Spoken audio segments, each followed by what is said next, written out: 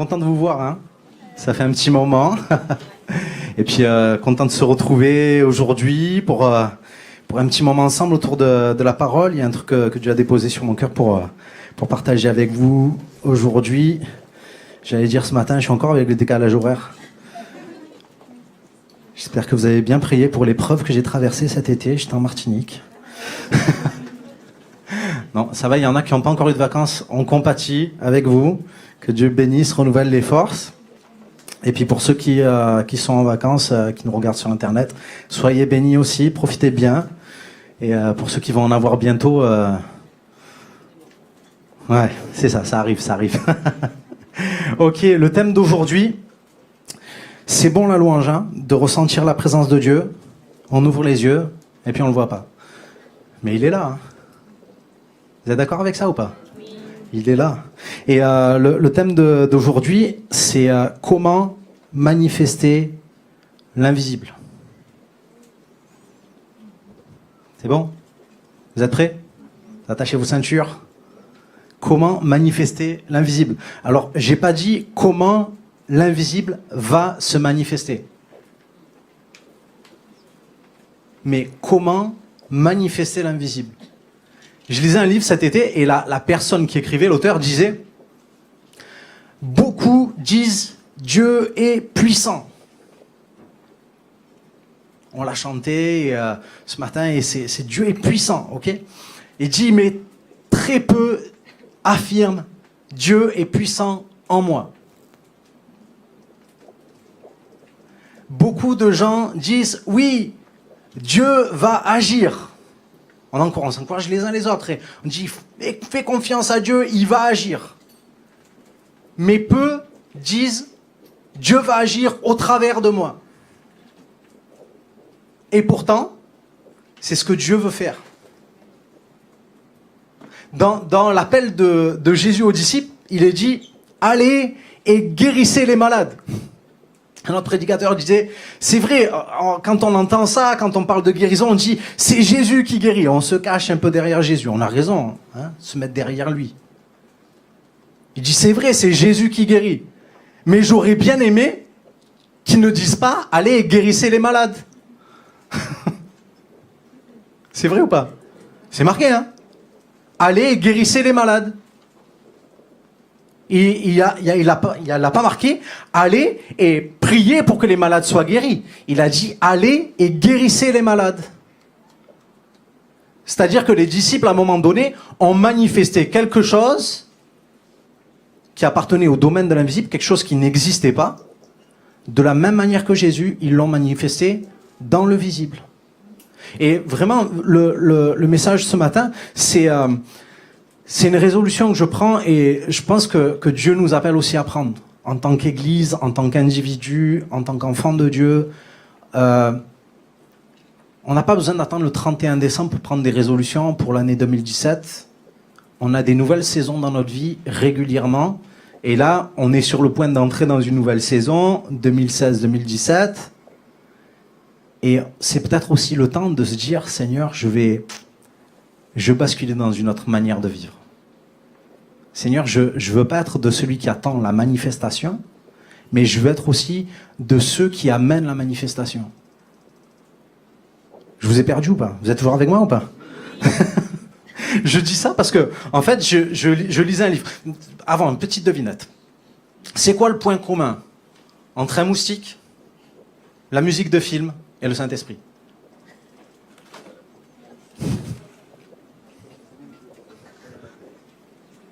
Point commun entre moustique, la musique de film et le Saint-Esprit.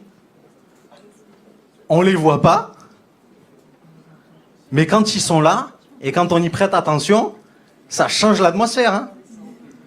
Je reviens de Martinique, je peux vous dire que les moustiques, ils changent l'atmosphère. Hein. Et ils changent même l'état de votre peau. Il y a des moustiques, vous savez, des gros moustiques. Vous avez déjà vu, on appelle ça les cousins. Je sais pas pourquoi on appelle ça les cousins. Ils se ressemblent pas trop finalement. Mais c'est des gros trucs comme ça, mais ils piquent pas. Alors ça impressionne les gamins, mais ça pique pas, ça n'a aucun effet. En Martinique, il y avait des petits trucs invisibles. Et quand on sentait une petite piqûre, c'était trop tard. Et on commençait à se gratter et tout le reste. Mais j'ai pas attrapé le Zika, j'espère. Ni la dingue, je sais que je suis dingue, mais j'ai pas attrapé la dingue. Et la musique de film, il va y avoir une petite vidéo. La musique de film, vous avez déjà coupé le son d'un film à un moment donné? Vous savez, au début, c'était comme ça. Ils ont fait les films sans parole, mais ils étaient obligés de mettre la musique parce que c'est un peu... Les films du début, c'était mou, hein. Ouais. Dora, ça va plus vite que ça. Et les films du début étaient super mous. Ils mettaient de la musique créait de l'ambiance. Vous voyez? La musique crée... On va voir la petite vidéo.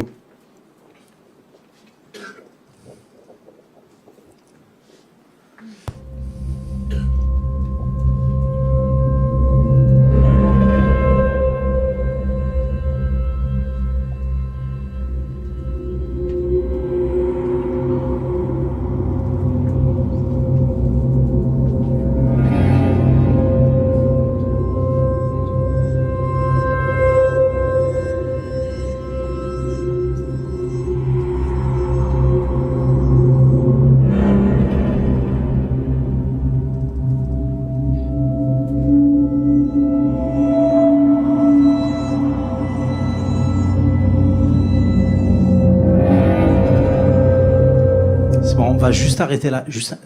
Ça vous fait penser à quoi si vous imaginez qu'il va se passer là? C'est ça.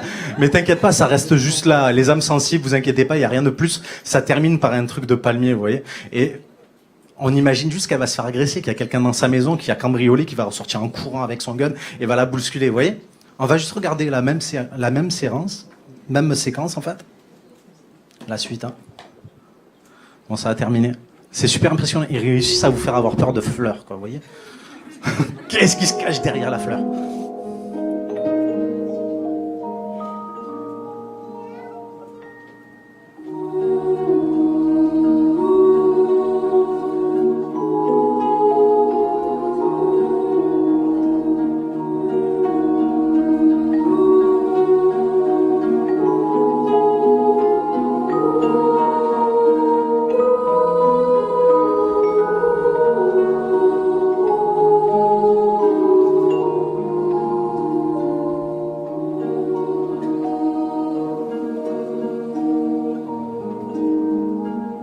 Ok, c'est bon, on arrête. Et vous voyez, ça change tout. Là, on pense à un truc dramatique, elle rentre toute seule à la maison. Je sais pas, il y a un truc pas terrible qui s'est passé. Mais imaginez, vous regardez ça sans musique.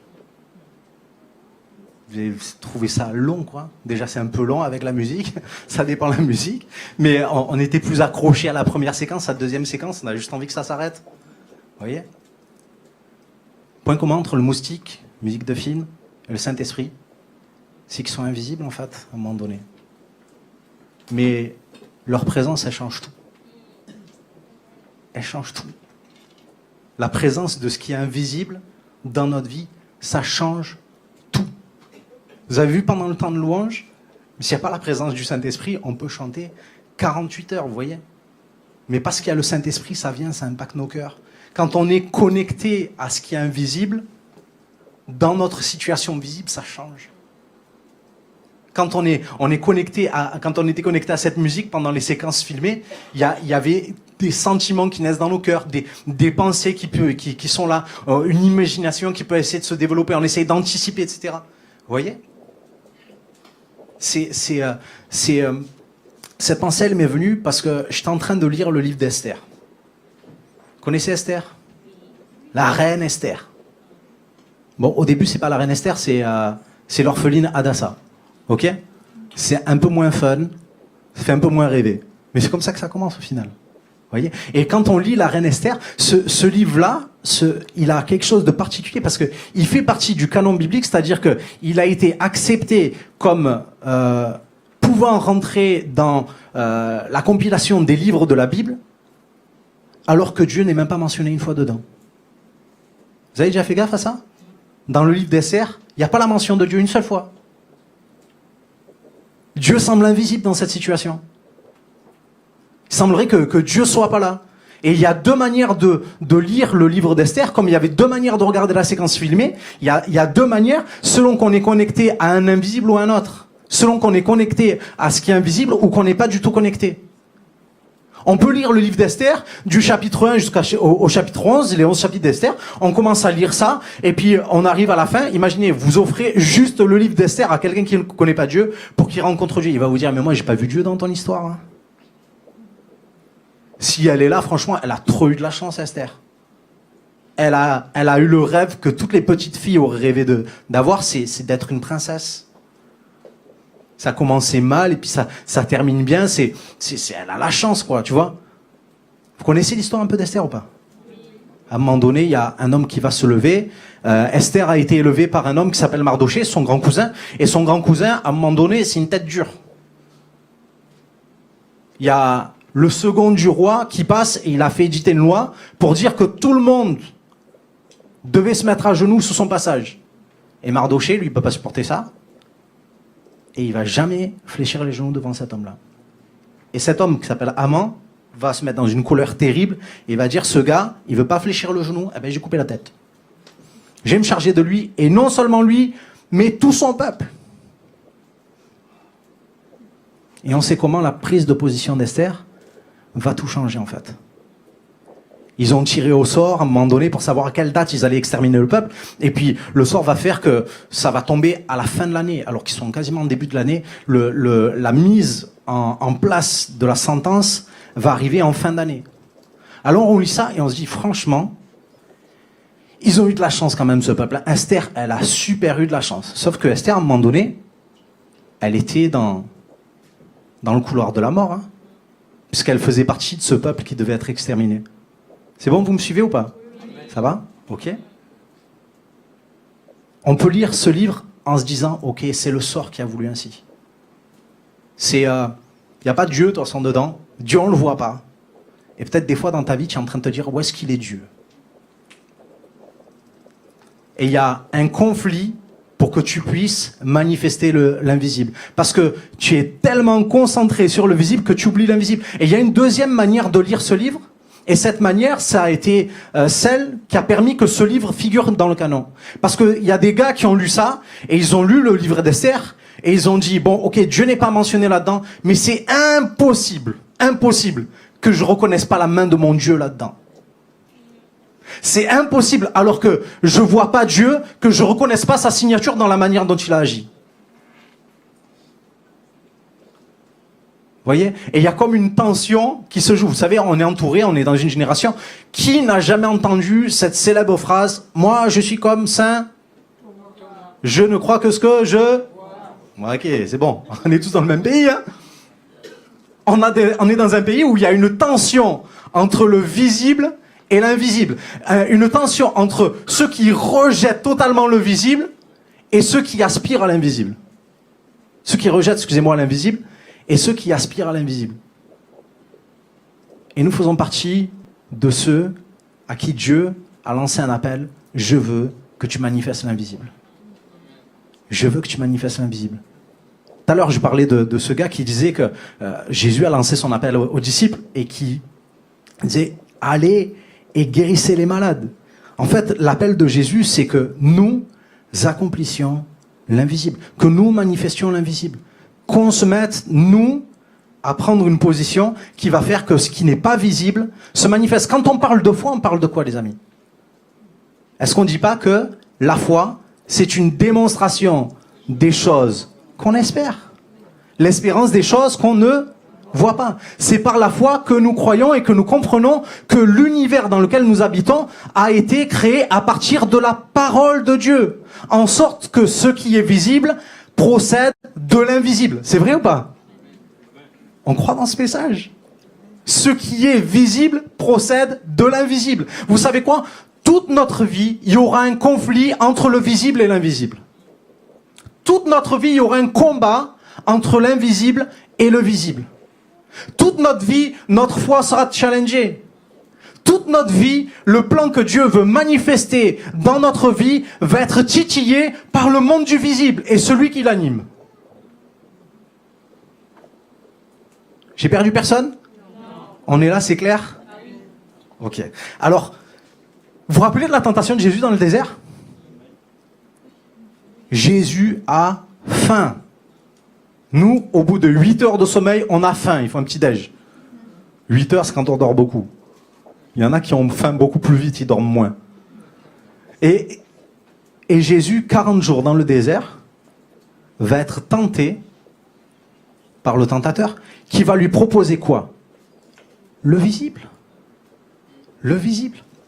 Vous savez quoi, quand je lisais Esther, autant je vous dis que Dieu, il semblerait qu'il soit invisible, on peut attribuer tout ce qui se passe dans le livre d'Esther, si on a la première lecture, c'est-à-dire que on oublie tout ce qui peut être invisible, on dit non mais l'invisible ça n'existe pas. Ce que je ne vois pas, je crois pas. Ce que je ne vois pas, ça ne peut pas exister. Je vais être focalisé sur quoi? Sur le visible. Je vais être focalisé sur ce que mes yeux voient. Le diable est venu tenter Jésus avec ce qu'il voyait. Il est venu le tenter avec des choses dont il avait besoin. Et quand je lis le livre d'Esther, j'ai l'impression de me retrouver face à la même chose. Dès le début du livre d'Esther, on se retrouve comme dans le désert avec la même tentation que Jésus. On se retrouve devant le challenger. Vous connaissez les matchs de boxe un petit peu? Match de boxe, match de MMA, free fight, tout le reste. Ok? Le premier qui est présenté dans un combat, c'est toujours le challenger. Toujours le challenger. C'est le gars qui a ses preuves à faire. C'est le gars qui veut, à un moment donné, dépasser ses limites et essayer de gagner le champion qui est en deuxième. Et je regardais, des fois ça m'arrivait de tomber sur des débuts de match comme ça, et de voir le challenger. Bon, les gars, ils sont super impressionnants. Hein, parce qu'ils sont challenger, ils sont deuxième, parce que le champion qui est premier. Mais moi, je suis à peu près 5937e, vous voyez? Dans la deuxième division. Et on les voit, les gars, ils sont super impressionnants, mais ils essayent de l'être, vous voyez? Et dans le royaume du visible, le conflit qui est entre le visible et l'invisible, le visible va toujours essayer de s'imposer, en fait. Va toujours essayer de s'imposer, va toujours essayer d'impressionner, va toujours, dès le début, dès l'entrée dans le stade, peut-être la capuche sur la tête, en train de faire des gestes, des mimiques, vouloir être méchant et tout ça, mais il va se prendre une raclée, de toute façon.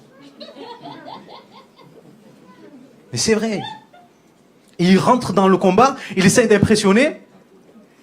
Et regardez, quand je lis Esther, vous connaissez le contexte un petit peu, c'est du temps du roi Xerxès.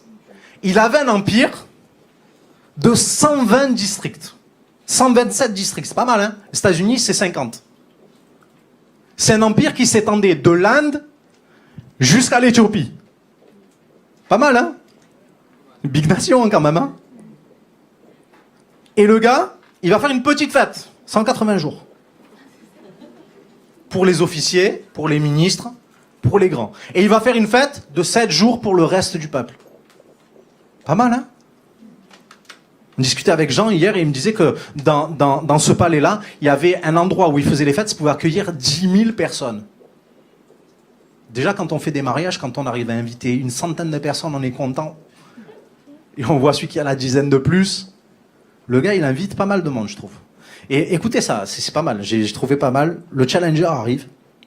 En ce temps-là, quand l'empereur Xerxès vint prendre place sur son trône, c'est au verset 2 du chapitre 1, sur son trône impérial dans la citadelle de Suse, la 3e année de son règne, il organisa un grand festin pour tous ses ministres, ses hauts fonctionnaires, les officiers de l'armée de Perse et des Mèdes, ainsi que pour les nobles et les gouverneurs des provinces. Ils n'avaient pas trop besoin, mais il l'a fait quand même. Il voulait montrer devant eux, écoutez, c'est l'humilité, en barre. Il voulait montrer devant eux la richesse et la gloire de son règne et la splendeur de sa grande magnificence. Pas mal, hein? Viens chez moi, je vais te montrer comme je suis beau. Je vais te montrer comment je suis musclé. Je vais te montrer ma belle voiture, ma grosse piscine, ma grande, immense maison avec 18 chambres. Mais c'est dans le monde dans lequel on vit, hein. Le monde du visible, c'est ça, hein. Tu vas dans cette direction, c'est là que tu vas aller. Hein. À mesurer la taille de la maison, à regarder le nombre de chevaux dans la voiture. Et dans le monde du visible, on essaye toujours d'imposer qui on est. Et l'adversaire de notre âme fait pareil. Il essaye d'imposer. Vous savez, on évolue dans ce monde et des fois on a tendance à se laisser happer par la mentalité. Vous êtes d'accord avec moi ou pas? Est-ce que ça vous est arrivé d'être frustré de voir des personnes qui réussissent dans leur vie alors que vous êtes en pleine galère? Bienvenue au monde du visible. Hein. On y est ou pas? Mais oui. Et quand on est dans ce combat-là, il y aura toujours une tension entre ce qui est visible et ce qui est invisible. entre les promesses que tu as en Dieu et ce que l'adversaire va venir te présenter pour te tenter. Parce que je parlais de la tentation tout à l'heure. Ce que le diable a voulu faire, c'est proposer à Jésus quelque chose que Dieu avait décidé de lui accorder plus tard, à un instant où ce n'était pas le moment. Elle est rentrée la phrase ou pas? Qu'est-ce qu'il lui propose? Il dit, si tu te prosternes et m'adores, je te lèverai. Et tous ces royaumes, tu vois, ils seront à toi. Vous savez où est-ce qu'il est Jésus aujourd'hui? Il est assis à la droite de Dieu, il règne. Mais il ne s'est pas arrêté dans le désert. Et il ne s'est pas arrêté au monde du visuel. C'est bon quand même? Je réfléchissais à tout ça, ça me faisait du bien. Parce que je crois que la nouvelle saison dans laquelle Dieu veut nous inviter à rentrer, c'est une saison dans laquelle on va basculer de système en fait. On ne va pas être des gens du monde visible simplement. Bien sûr, on a évolué dans ce monde visible. Bien sûr, on aspire à mieux dans la vie. Bien sûr, on a le droit d'avoir des ambitions, etc. Mais je crois qu'on a le droit aussi de prendre la Ferrari plutôt que le TVM. On est d'accord? On est d'accord? Tous ceux qui prennent le TVM sont d'accord avec moi, surtout au mois d'août. Au mois d'août, celui qui me dit non, je préfère prendre le TVM et tout ça, c'est quand les gens ils ont le bras levé. C'est génial. Le jour... Le challenger va toujours essayer d'imposer son mode de fonctionnement. Et quand on voit le roi, attendez, mais c'est pas fini, parce que quand je lis le passage, à la fin de cette période, juste un truc, hein, les festivités durèrent très longtemps, 180 jours. Je t'invite, viens passer 180 jours chez moi. Ok, c'est pas mal, hein? Il y en a qui viennent un week-end. À la fin de cette période, l'empereur offrit à toute la population de Suse, riche ou pauvre, ou un banquet qui eut lieu pendant 7 jours dans les jardins du palais impérial. Des tentes de lin blanc, c'était l'été certainement, et bleu ciel étaient fixées à des colonnes de marbre par des cordelières blanches et pourpres passées dans des anneaux d'argent. Des divans d'or, mais le gars il n'avait pas Ikea hein, apparemment, et d'argent étaient disposés sur des dallages de mosaïques faits avec du profil, je sais même pas, et du marbre, ça on connaît, de la nacre, de l'agate. On servait des boissons dans des coupes d'or, toutes différentes de forme. Le vin de l'empereur coulait avec une générosité toute impériale. Ça vous dit un peu? On dirait que l'écrivain, il se régale en fait. Il écrit rien sur Dieu, mais il se régale à dire tout ce que le roi Xerxès, il a comme grandeur.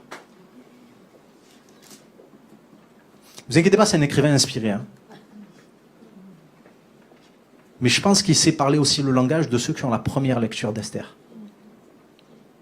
Et quand on regarde ça, on se dit, mais c'est démentiel quand même. C'est dingue. Et en fait, dans le monde dans lequel on vit, c'est ce mode de fonctionnement. C'est ce mode de fonctionnement. Attirer les gens vers le visible, attirer les gens vers ce qui peut être possédé directement. Et il était là, et on va un petit peu plus loin dans la lecture, c'est marqué, il avait été ordonné que chacun puisse boire à volonté, sans aucune contrainte, car l'empereur avait donné des instructions à tous les intendants du palais pour qu'ils satisfassent les désirs de chacun de ses hôtes. Ils satisfassent les désirs de chacun de ses hôtes, sans aucune contrainte. Tu fais ce que tu veux, tu prends ce que tu veux, tu vis ta sexualité comme tu veux, tu vis ta vie de couple comme tu veux, tu voles comme tu veux, tu mens comme tu veux. Chacun est libre de satisfaire tous ses désirs, parce que le roi Xerxès, il t'en donne les moyens. Pas mal, hein? Le royaume du visible. Et il essaye de s'imposer, mais ce qui est merveilleux, c'est le point B, c'est que l'invisible s'impose toujours. L'invisible s'impose toujours. On a lu un passage qui dit que c'est par la foi que nous croyons et que nous connaissons que ce qui est visible a été fait par la parole de Dieu, c'est-à-dire fait de choses invisibles. Vous savez que visible, c'est contenu dans le mot invisible, et pas le contraire. Hein. L'invisible, c'est un monde plus grand que le visible. Vous vous rappelez de, je sais pas, votre premier skate, votre première voiture, le premier Walkman, n'importe quoi. N'importe quoi, ces trucs, on mettait la cassette 2 fois dedans, il est abîmé après. Le truc, on était trop contents. Moi, j'étais trop content de mon Walkman Panasonic avec auto-reverse manuel. C'était génial. Le truc, on pouvait même pas le rentrer dans la poche, il fallait un sac. Et maintenant, on pomme le MP3, on sait même plus où on l'a mis tellement c'est petit. Vous voyez, les choses passagères, ça passe. Hein. Choses visibles, ça passe. Mais les choses invisibles, ça demeure. Parce que les musiques que j'ai pu écouter dans mon Walkman, je m'en rappelle encore.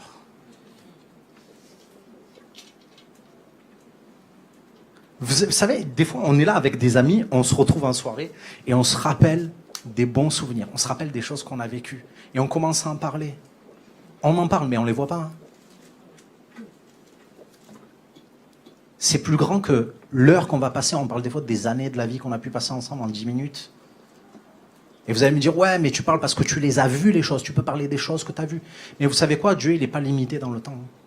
Celui qui est invisible, il est éternel. Hein. Et on accepte que Jésus nous a pardonné nos péchés passés, nos péchés présents et nos péchés à venir. C'est bon? Parce que le présent, le passé et l'avenir, c'est contenu dans l'invisible, tout ça. Ton présent, il est déjà passé. Hein. Ton présent, il y a 5 minutes, il est déjà passé. Et je pense qu'il y a une victoire de l'invisible qui est là. Je regarde, en fait, quand on regarde ce qui s'est passé dans le livre d'Esther, sur le point de vue probabilité, quelle est la probabilité pour que les choses qui se passent dans Esther arrivent? Allez, je vous fais un petit résumé. Hadassa, petite orpheline, recrutée par Mardoché, mais elle n'a pas choisi son nom, hein, c'est son nom d'esclave, par Mardoché, qui va l'élever. Tous les deux, ils font partie d'un peuple qui a été déporté. Ils sont dans une population étrangère. C'est des réfugiés en gros. Même pas des réfugiés, c'est des prisonniers. Ils sont prisonniers. Et puis, ils supportent un ordre inférieur. Ils sont dans ce pays, dans cette nation étrangère. Et cette petite orpheline va terminer impératrice de cette...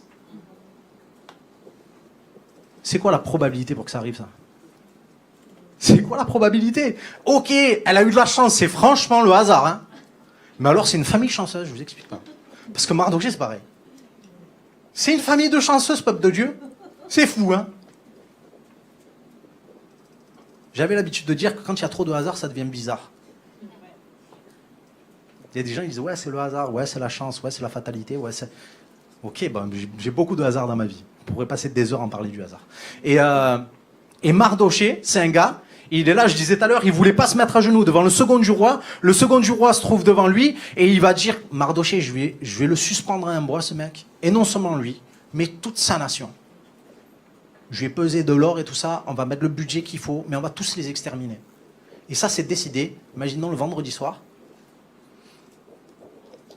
Et le samedi matin, cette même personne est en train d'honorer celui qu'elle voulait tuer. C'est dingue ça.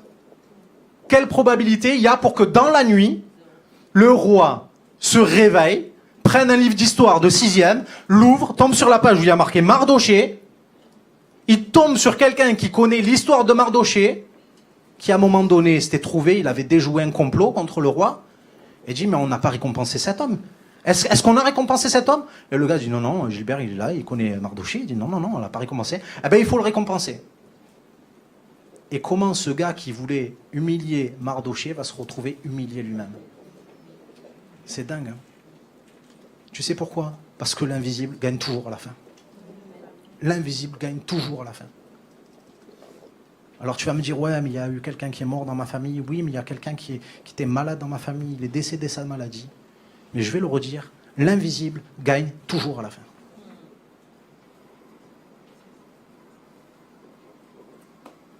Parce que ce soit ici ou soit là-haut, la justice, elle s'accomplira.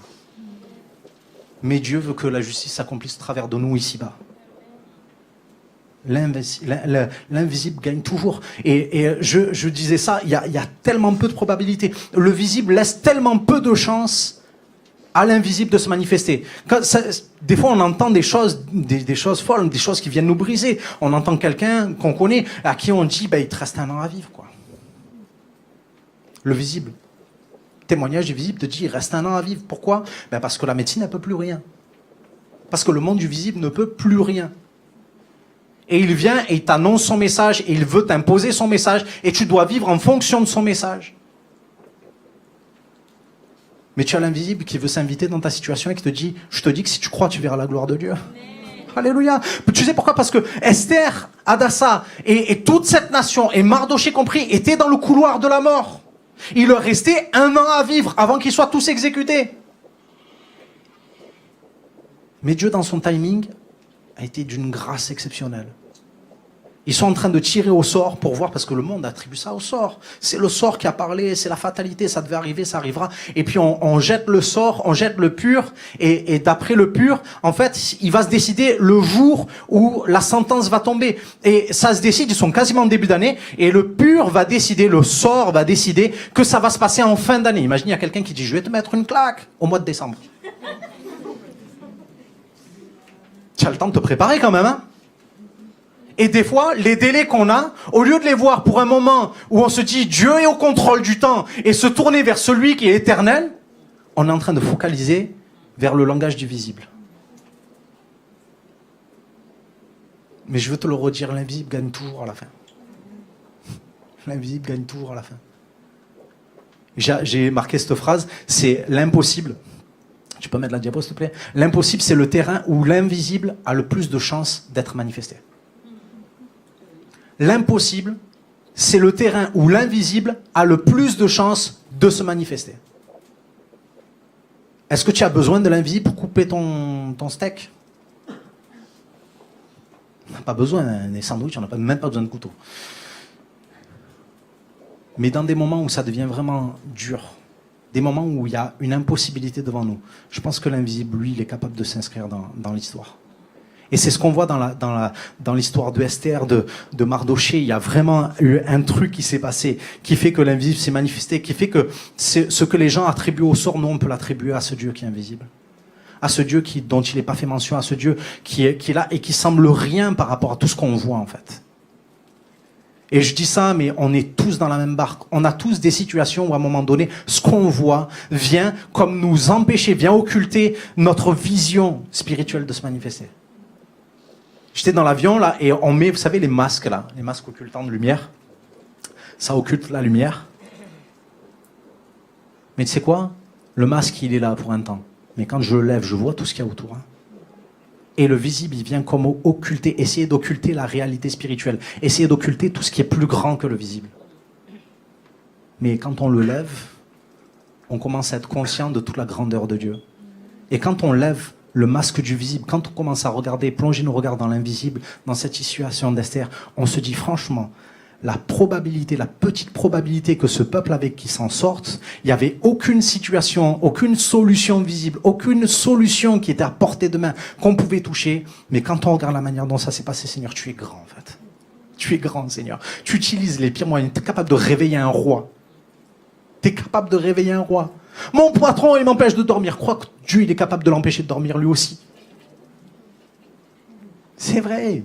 Et je dis pas, on n'a pas un esprit de vengeance. On n'est pas en train de réclamer la justice à la manière des hommes. Mais Dieu, il fait justice. C'est lui qui gère. Hein. Et alors que toi, tu es en train de te focaliser sur le visible, en train de te focaliser sur le langage de ceux qui vivent dans le visible, selon les lois du visible, tu as un Dieu qui est en train de te dire, hé, bascule l'interrupteur un peu. Allume la lumière et tu vas me voir.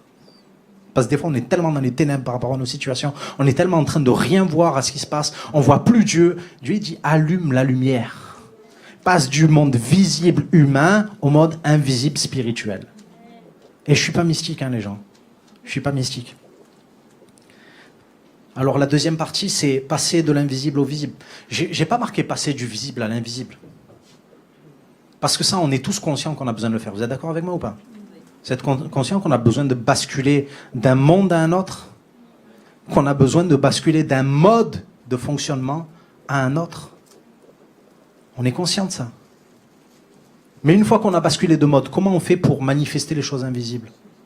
C'est bien beau, moi je vous appelle à la foi, d'accord? Tu vas me dire, ouais, je crois, j'ai prié. Quand est-ce que ça a commencé à bouger dans cette histoire de Esther? À quel moment les choses ont eu un revirement de situation? À quel moment? Le jeûne, ok? Non. Pas là. Parce que si on regarde bien, le revirement de situation, il a changé bien longtemps avant, hein, du côté de Dieu. Hein. C'est Dieu qui a fait basculer la vie d'Esther. Hein. C'est Dieu qui l'a fait passer d'orpheline à quelqu'un qui a un père. C'est Dieu qui a fait qu'elle qui était orpheline, elle a été adoptée. Et vous savez, je regardais Mardochée et je me dis, Mardochée, franchement, Vous allez, je sais pas, vous adhérez ou pas, c'est pas grave.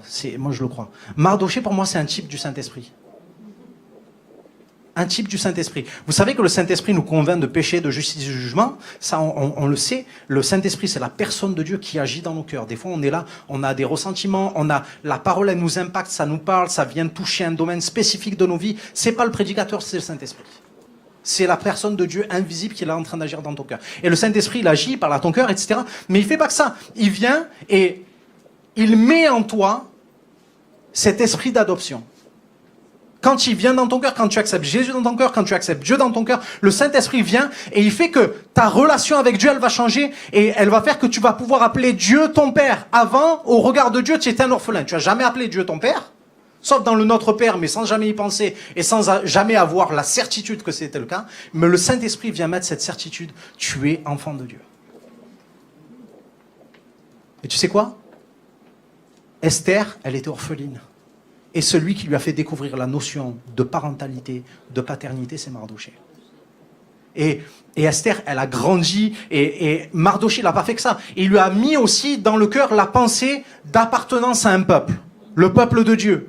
Il lui a donné une identité. Il a dit, Esther, tu es dans le royaume de Perse, mais tu n'es pas une Perse. Tu es sous la royauté de Xerxès, mais tu n'es pas un sujet de Xerxès. Tu fais partie du peuple de Dieu, du peuple élu. Et à un moment donné, elle va l'accepter ça. Et certainement, il y a une fierté quand on fait partie du peuple de Dieu. Et puis elle se retrouve là, et puis elle va accéder à la royauté. Et Mardochée va lui dire, ne dis pas que tu es juive. Hein. Et après, quand il va y avoir le cocotier qui va être secoué, il va lui dire, maintenant tu peux dire que tu es juive. Qu'est-ce que j'ai fait? Je dis pas, je dis pas. Des fois, la direction du Saint-Esprit, on ne comprend pas toujours. Mais Dieu, tout au long de notre vie, il veut nous apprendre à avoir une relation. Quand je vous disais que l'invisible, c'est pas un truc qu'on actionne comme ça en mode d'urgence. C'est pas le bouton d'urgence. C'est quelque chose que j'actionne pour passer à un nouveau mode de vie. Et comment est-ce qu'on va manifester l'invisible quand on va avoir une relation avec le Saint-Esprit? Quand on va développer notre oreille. Vous savez, le Saint-Esprit peut parler comment? Il parle par la parole. Tu entends un verset de l'Écriture. Dans la louange, tu es touché par la présence de Dieu. J'essaie de développer les manières différentes par lesquelles le Saint-Esprit peut toucher ton cœur. Et tu sais, des fois, ça se multiplie comme ça. Et c'est comme si le Saint-Esprit veut t'apprendre son langage, en fait. Le Saint-Esprit veut t'apprendre son langage. Il veut t'apprendre comment il communique. Il veut t'apprendre ce qu'il veut de toi, ce qu'il attend de toi. Et au fur et à mesure, vous savez, elle sert tout au long de sa vie. Elle a continué de suivre Mardochée. Elle était dans la maison de Mardochée, Mardochée donnait des ordres, elle faisait ce que Mardochée disait. Et quand elle est parvenue à la royauté, vous savez, quand ça va mal, on est d'accord pour faire ce que Dieu nous dit. Mais quand ça va bien, on oublie et des fois on n'a même pas envie d'écouter ce que Dieu dit. Et la Bible dit ici, dans le livre d'Esther, c'est marqué que Esther, alors qu'elle était parvenue à la royauté, elle continuait de suivre ce que Mardochée lui disait. C'est merveilleux quand même, hein? Elle continuait de suivre ce que Mardochée lui disait. Vous savez, comment on va manifester l'invisible? Je pense que c'est pas un accident que ça se manifeste. C'est pas, oh non, Jésus, je prie une fois, je jeûne 3 jours. Esther, je vous donne un scoop, elle n'a pas fait le règne d'Esther. Parce que le règne d'Esther n'existe pas. Vous savez, des fois, on dit, ouais, le miraculeux pour qu'il arrive, il faut que tu fasses le jeûne d'Esther. Il faut que tu fasses le jeûne de 40 jours, et vite. Faut que tu... Et on se focalise sur la partie visible du jeûne, alors que tout ça, ça a des antécédents, c'est une relation avec le Saint-Esprit. Parce que des fois, tu n'as pas besoin de jeûner 1 heure, hein. Tu as juste besoin d'obéir. 1 seconde. Et c'est ce que Esther a fait. Et ça commence comme ça. Elle a réalisé aussi la grâce qui a fait qu'elle était là. Dans le livre, c'est marqué que Esther trouva grâce aux yeux de l'eunuque, trouva grâce aux yeux de l'autre eunuque, trouva grâce en fait. Et l'auteur veut nous attirer là-dessus. C'est qu'on réalise la grâce qu'on a d'être qui on est. Et d'avoir ce qu'on a. Et de connaître qui on connaît. Et Esther, elle était comme ça. Elle était satisfaite de ce qu'elle avait. À un moment donné, on lui dit, tu vas aller dans le harem du roi et tu peux emporter tout ce que tu veux. Elle dit, écoute, dis-moi ce que je dois amener, j'amènerai juste ça. J'ai pas besoin d'autre chose. Parce que la relation qu'on peut avoir avec Dieu, elle peut combler nos cœurs à fond la caisse. Ce qu'on a dans l'invisible, ça peut satisfaire notre cœur plus que ce qu'on a dans le visible. Voyez, et tout ça, ça a commencé à se construire. Et à un moment donné, mais elle était quand même un petit peu, parce que je vous dis, on parle comme ça, notre vie spirituelle, c'est pas comme ça. Vous voyez, il y a des moments, il y a des montagnes, des vallées. Et elle est dans ce monde visible. Et à un moment donné, elle voit Mardoché. Mardoché, il arrive dans la cour, est en train de pleurer. Il a déchiré ses vêtements, s'est jeté de la cendre, il a mis un sac sur lui. Et puis il est en train de dire, de se dire, mais c'est pas possible. On va tuer tout notre peuple. Et elle, Esther, elle n'a pas toutes les informations. Elle voit juste que le gars, il est dans une tenue qui n'est pas convenable pour entrer dans le palais. C'était interdit de manifester ces émotions-là. On n'avait pas besoin d'entendre des mauvaises choses dans le royaume visible. D'ailleurs, quand tu vas pas bien, ne le dis pas dans le royaume visible parce qu'il n'y a pas de solution pour toi. Parce que la solution, elle est dans l'invisible. Et d'ailleurs, elle est là et elle entend parler de ça, de Mardoché. Et vous savez ce qu'elle dit? Elle dit à son serviteur, vas-y, amène-lui un costume. C'est drôle, hein? Le monde visible, solution visible. Elle voit qu'il est mal sapé, c'est pas le roi de la sape aujourd'hui. Je t'envoie un costume et des chaussures en croco. T'inquiète, ça va aller.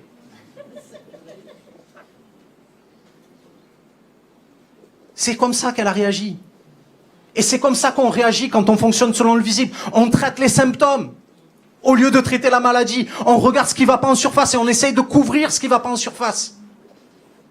Mais c'est pas ce qui est en surface qui va pas et qui a besoin d'être traité. C'est ce qui se voit pas. Et le vrai changement, c'est quand Esther a décidé de changer de fonctionnement. Elle a arrêté de regarder juste le visible, d'essayer de trouver des solutions visibles pour guérir des problèmes visibles. Elle est allée, elle a demandé à son serviteur d'aller voir Mardoché. Elle lui fit dire ça. On voit dans le chapitre 4. Elle dit, va t'enquérir auprès de Mardoché de ce qui se passait et ce qui le poussait à agir ainsi. C'est là le changement. Elle est plus concentrée sur le visible. Elle dit, non, il y a quelque chose que je ne vois pas qui fait qu'il agit comme ça. Vous savez, ma femme travaille dans les écoles, et puis souvent, on a des gamins, moi aussi je travaille en école, on a des gamins qui sont turbulents, qui sont violents, et ils sont casse-pieds. Et on a envie de traiter le problème parce qu'on se dit, ouais, ce gamin, il peut pas supporter l'école, c'est pas possible, il faut l'envoyer dans une structure, etc.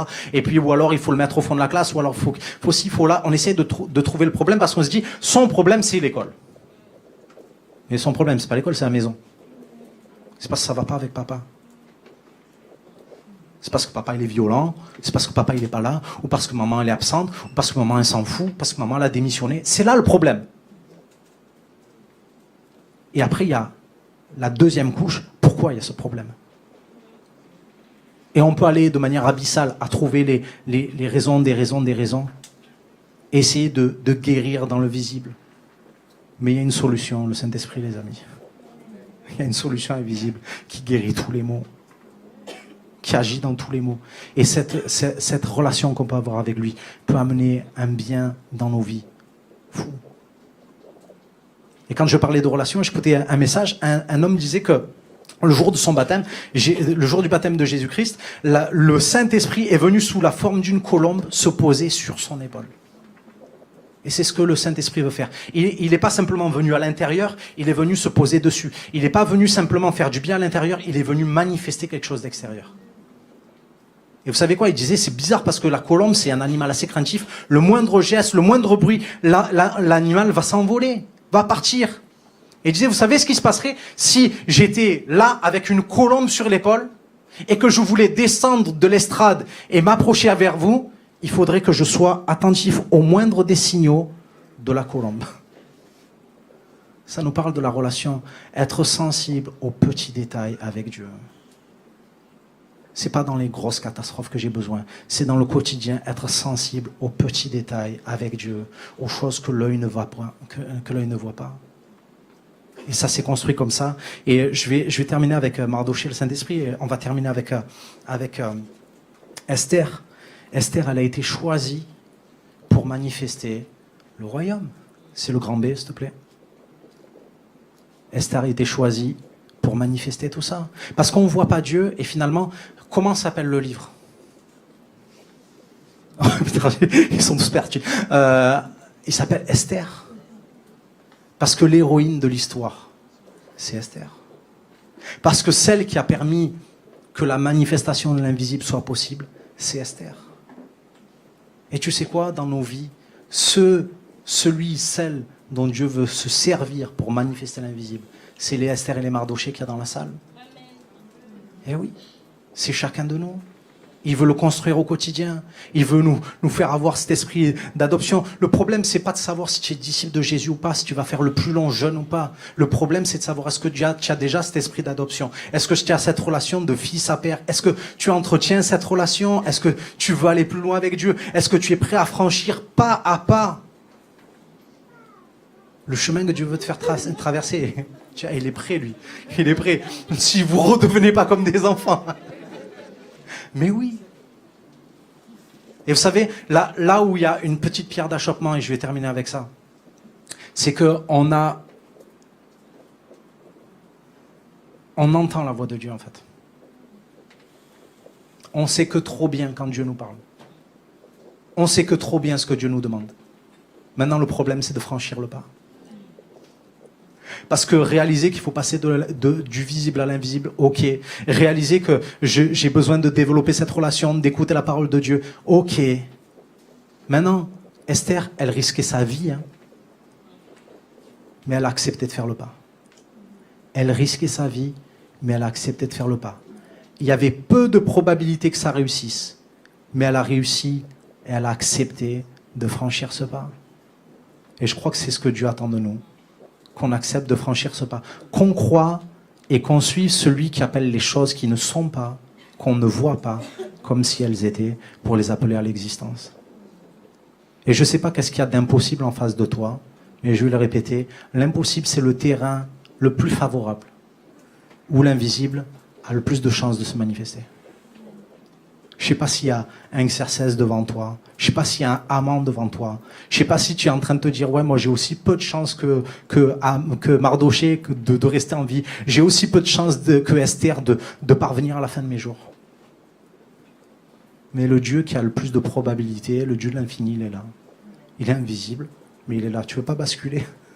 On va prier si vous voulez bien. Mardoché a dit, qui sait si ce n'est pas des temps comme cela, pour des temps comme cela, que tu es parvenu à la royauté. Et je vais te le dire de la part de Dieu, qui sait si ce n'est pas pour des temps comme cela que tu es parvenu dans cette église, que tu es parvenu dans cette région parisienne, que tu es dans cette famille, avec tous les problèmes qu'il y a. Si tu es là, dans cette fac, dans ce travail, à ce lycée, qui sait si ce n'est pas pour des temps comme cela que tu es parvenu jusque là où tu es. Le Saint-Esprit te suggère l'idée. Et il attend juste que tu fonces là-dedans. Il te suggère l'idée. Des fois, la voix de Dieu, c'est Dieu va pas s'imposer, va pas faire un grand bruit. Il est en train de te dire, qui sait si c'est pas pour des temps comme cela que tu es là où tu es aujourd'hui. Et si tu veux juste croire et obéir à Dieu, te lever et accepter de le suivre là où il va te conduire, c'est toi qui vas manifester l'invisible. C'est toi qui vas prier pour que les gens soient guéris. C'est toi qui vas parler pour que les gens soient sauvés. C'est toi qui vas faire le pas, qui va ouvrir la bouche pour donner des paroles qui vont délier des gens. J'ai envie de manifester l'invisible cette année, je ne sais pas vous, mais moi, ouais. Je suis déjà debout, si tu as juste envie. On va peut-être chanter ce chant qui dit Dieu est puissant. On a dit Seigneur, tu es puissant, mais Seigneur, moi je veux dire, tu es puissant en moi. Tu es puissant en moi. Seigneur, on a l'habitude de dire, Dieu va agir. Mais Seigneur, je veux dire, tu vas agir au travers de moi. Pas simplement moi. Seigneur, tu vas agir au travers de moi. Seigneur, je veux manifester l'invisible cette année. Si tu veux relever le défi, tu as un challenger qui est déjà rentré sur le ring. Est-ce que tu veux rentrer ou pas? Il y a un conflit entre le visible et l'invisible. Un conflit entre ce que tu considères dans ta vie, ce que tu crois que tu es, et ce que Dieu, lui, t'a toujours dit que tu étais pour lui. Un conflit entre ta situation présente et ce que Dieu, lui, est capable de faire. Esther nous a montré le chemin. Seigneur, je veux te remercier pour ta grâce. Si tu veux te lever, si tu as une situation, tu veux faire ce pas de la foi, fais-le. Seigneur, je te remercie, mon Dieu, pour ceux qui vont répondre à ça ce matin, cet après-midi, Seigneur. Merci, Seigneur, de répandre ton esprit, Seigneur. Et conduis-nous, Seigneur, pour avoir une relation, Seigneur, avec toi. Seigneur, qui grandit, Seigneur, mais aussi, Seigneur, à faire ces pas de la foi. Seigneur, accepter, Seigneur, de nous prononcer. Accepter de monter, Seigneur, sur le ring, Seigneur, et de laisser l'invisible vaincre le visible dans le nom de Jésus. Amen. Sois béni.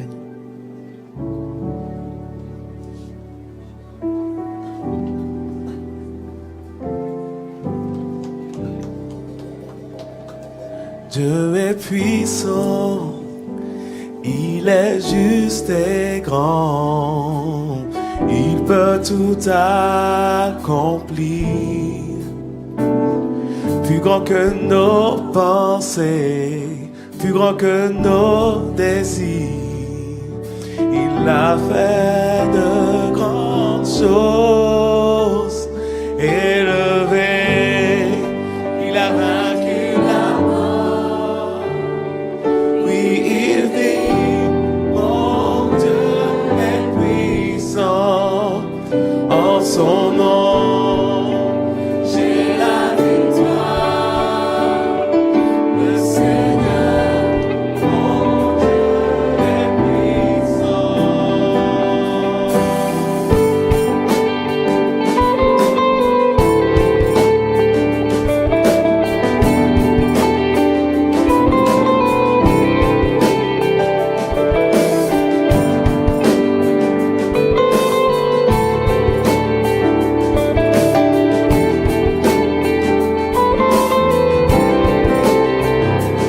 Dieu est en nous, il est parmi nous, il ouvre la voie. Plus grand que nos attentes, plus grand que nos espoirs, il a fait de grandes choses. Élevé, il a vaincu la mort. Oui, il vit, mon Dieu est puissant. En son nom, j'ai la victoire. Le Seigneur, mon Dieu, élevé. Il a vaincu la mort. Oui, il vit, en son nom, j'ai la victoire. Le Seigneur, Dieu est ici, Dieu est ici. Sa grâce nous conduit. C'est ma paix, c'est ma paix. Dieu est pour nous, c'est ma sanctuaire. Tiens dans sa Dieu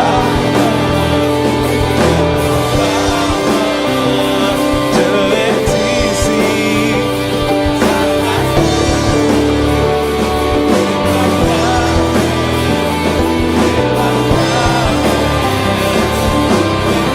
c'est ma sanctuaire. Tiens dans sa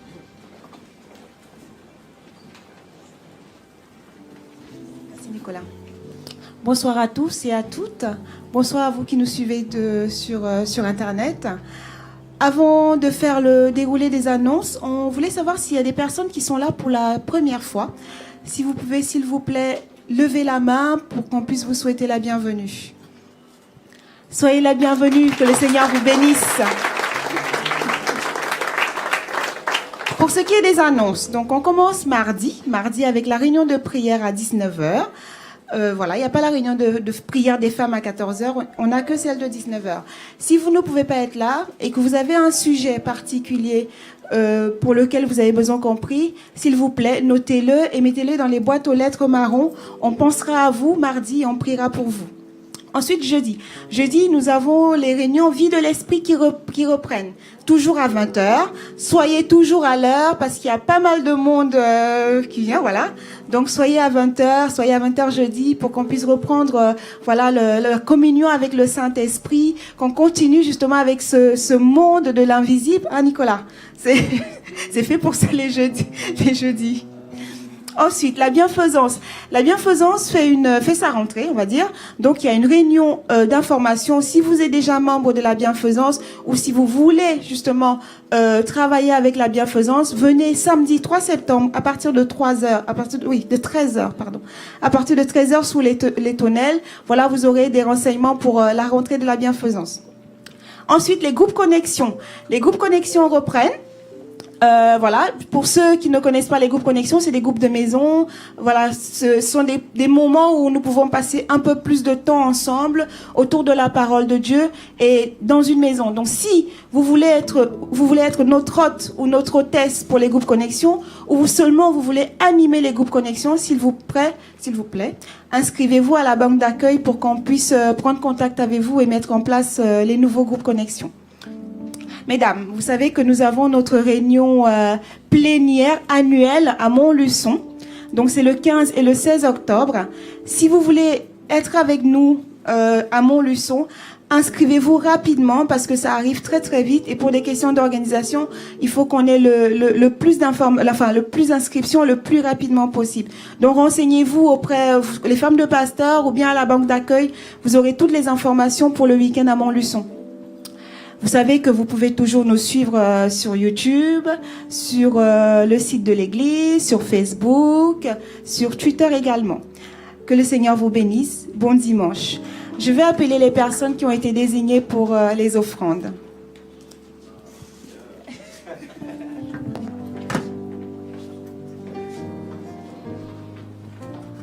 On va se lever pour le dernier chant.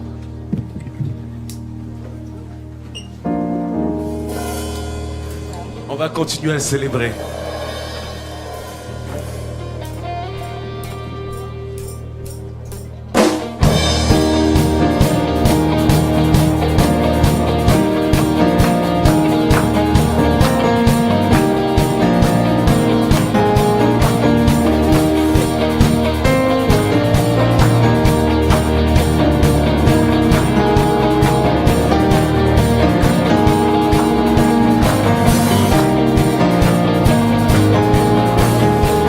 Ensemble célébrer.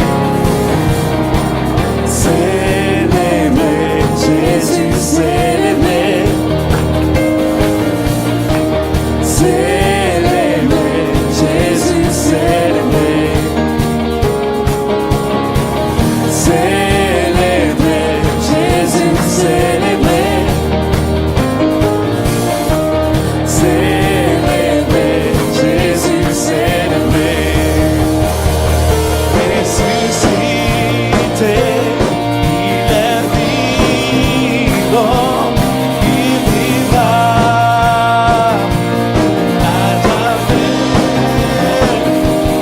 Ressuscité, il est vivant, venez le célébrer, la résurrection du Seigneur.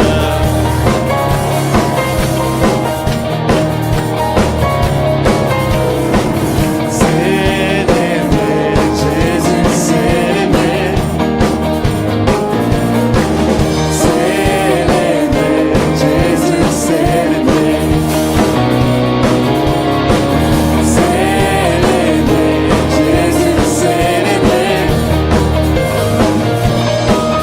Célébrer, Jésus, célébrer. Célébrer, Jésus, célébrer.